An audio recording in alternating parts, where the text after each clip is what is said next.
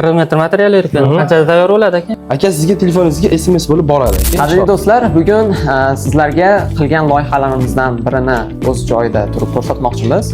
Bu ko'rib turganimiz kosiblarga banan yopishtirish xizmatini ko'rsatishadi. Do'stimiz Muhammad Aziz aynan shu korxonaning rahbari hisoblanishadi.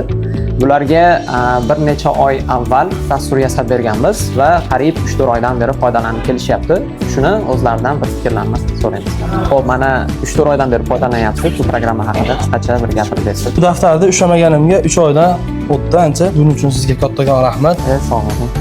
Shu jarayonda yozardik. Yozib 20 minutdan yarim soatgacha vaqtimiz tejab qolindi. Programma qilganimizdan keyin tuchkada yozib chiqardik. Keyin hisob kitobini xodim ham berardi. Biz ham o'zimiz tekshirib olishga 20 minutdan yarim soatcha vaqtimiz ketardi.